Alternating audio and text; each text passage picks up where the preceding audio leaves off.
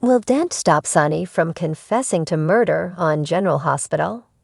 October 11, 2024. This week wasn't a great one for Sonny or Lucky on General Hospital.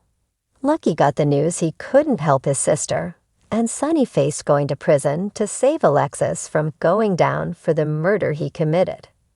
But the biggest question is, will Dent betray his badge to save his father? Well, this can't be good. General Hospital faces a major lawsuit. The downfall of Sonny Corinthos.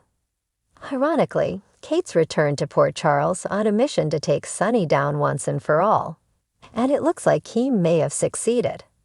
It just took being murdered by Sonny to get what he wanted. Hopefully, he's happy in the afterlife. As Sonny planned to confess to save Alexis, miraculously, a gun matching the same one Alexis was seen disposing of appeared in a brown box outside the PCPD. Naturally, Sonny and Jason were discussing the day before that. To save Alexis, this missing gun would have to turn up. So, falsified evidence. On Friday's episode, Anna revealed that the serial numbers matched Sonny's missing gun, which could exonerate Alexis. Clearly, someone tampered with those numbers. Outside of the shocker that Sonny was planning to confess. What? Take responsibility for one of his many crimes. Diane also asked Jason to betray Sonny and convince him to turn himself in. Diane actively working against Sonny. Who would have thought we'd see the day? Of course, Sonny had already been planning on confessing, but their conversation led to one of the best moments for Jason in a long time.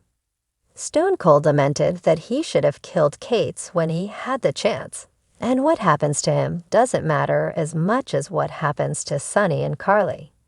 Diane set him straight, telling him his sons wouldn't like hearing their father say that, and that his life is worth as much as anyone's. Yes, Diane, you tell him. Jason's putting Carly and Sonny above himself. Sam and his own children has been tiresome, and frankly, disgusting. The biggest shock, though, may have been on Friday's episode, when Dante was considering betraying his badge, his duty as a cop, and his integrity to warn Sonny not to confess, because the PCPD had evidence that could exonerate Alexis that they were keeping secret in hopes that he'd come forward. Buover. So add Dante to the list of people who are helping Sonny get away with murder once again. I never thought we'd see this day. Hopefully, Dante won't go through with it. We have to wait until Monday to find out. A puzzling question, though. If Sonny and Jason had arranged for the gun to appear at the PCPD, why would Sonny have to confess? Did the falsified gun come from someone else? If so, who? Or is Sonny letting everyone believe he is going to confess a trick of some sort? Loser Lucky. While Lucky's story has slightly improved since he returned to Port Charles, his behavior has been pretty abysmal.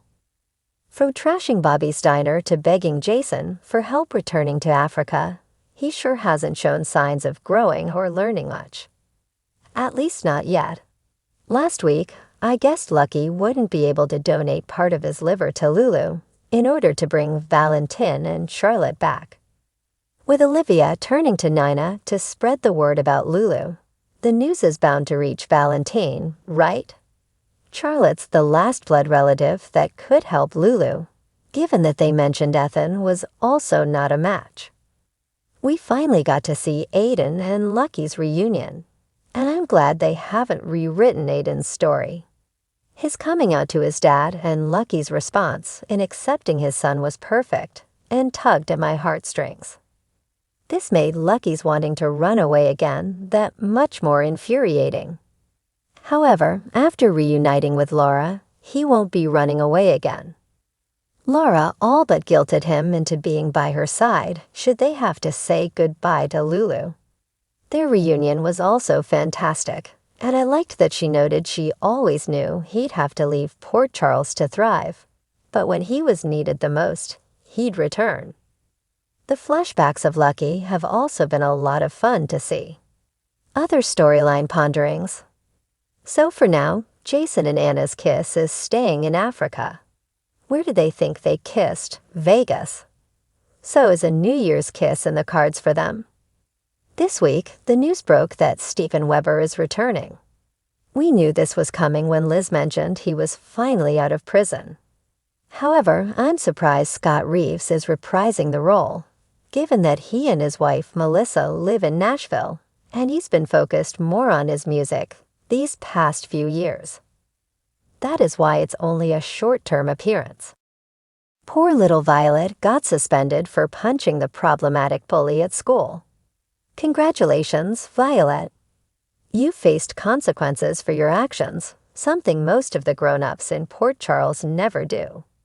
Tracy's talk with Violet about how to tell off bullies in French, no less, was a lot of fun. Jane Elliott has worked magic on screen with many of the younger actors lately. More, Ryan Seacrest's Wheel of Fortune blunder. Lucas and his Aunt Ava finally reunited, and while they got off to a rocky start, they seem to agree to try not to be as distant as they have been since Julian's death and Lucas leaving Port Charles. I'm glad they are finally giving Ava some more family in town. I'm also really growing fond of Van Hans's portrayal of Lucas. Can we all do a happy dance that Brad has busted Portia's changing of Heather's test results before she could try and pin it on him? Oh, how I'm looking forward to their upcoming conversation. No more lectures from Portia to Brad about integrity, morals, and honesty. More, meet Chad Duell's Lady Love. Finally, we've had 2 weeks free of Drew, but he's back next week, so we should finally see Ned confront him over that kiss with Willow. Hey Drew, Ned's probably got a proposal for you about who the CEO of ELQ should be. That's it for my thoughts, opinions, and predictions this week. Join in and share yours in the comments below.